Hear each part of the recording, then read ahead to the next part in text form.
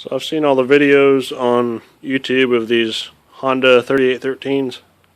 Figured I'd make a video of the two ones I got. I traded these on a Facebook group. About $275 worth of trade value. This one here in front runs great. When I first got it, it surged. Obviously the PTO clutch is burnt out of it, like half of them, from what I've seen. The one in the back smokes real bad. It runs great, it just smokes real bad, so I think it needs a set of rings, but I haven't really investigated it too far because I figure on using it for a parts tractor. This one in front, I got to looking into the carburetor and found the idle mixture screw. Somebody had drilled it out.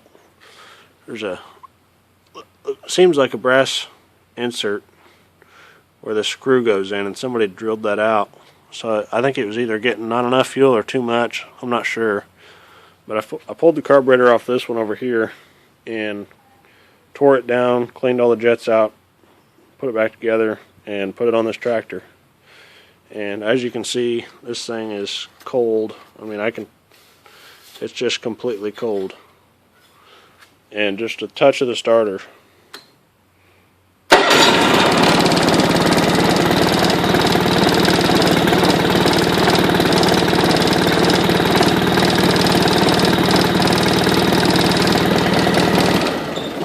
No choke or nothing, just starts right up, just like a brand new tractor. And it's 20, 25 years old, whatever it is.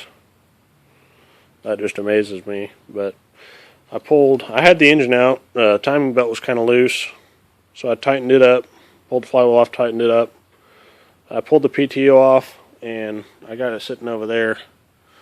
I pulled it apart. The friction disc and the brake disc they're worn out. Both of them are.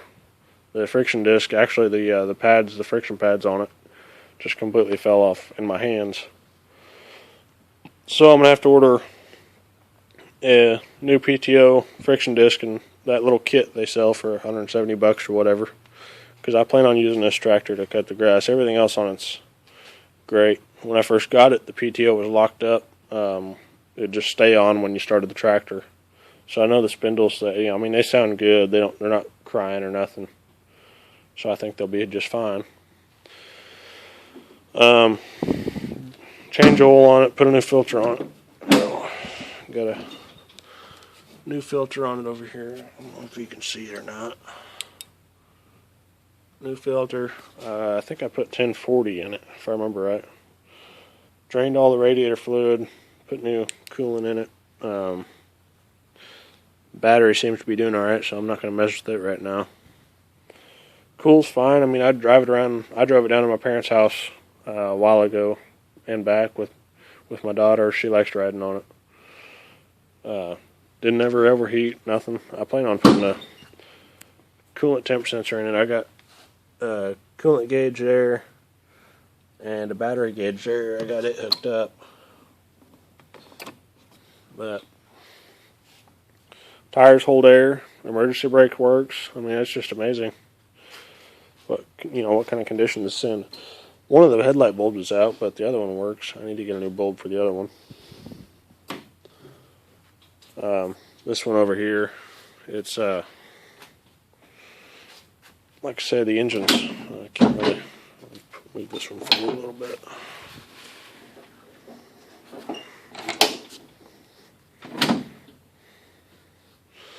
Engine's all here.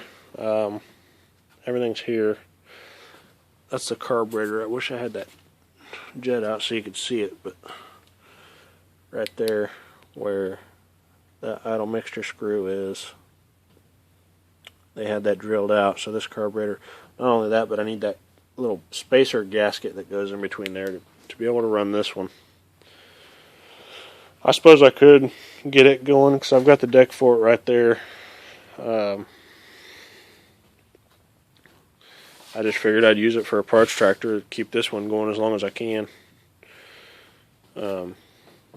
instead of having to buy the expensive parts for it.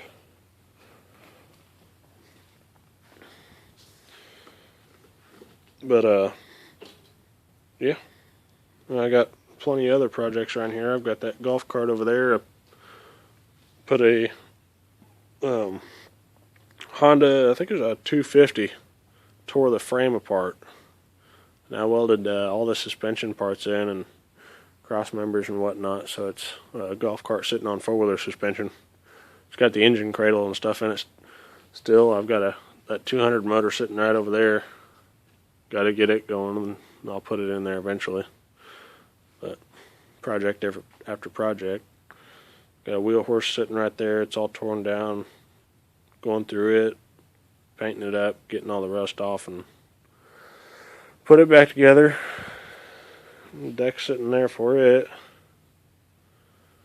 Got a kerosene heater sitting there. That's what I used to heat my garage last summer. But the problem was, or not summer, winter. But the problem was, I mean, that 150,000 BTU is what that thing is, and it's a 3-car garage. It's plenty big enough, but 8.5-foot ceilings, well insulated. I mean, you'd have to get up and turn that thing off after about 5 minutes of running because it's so hot.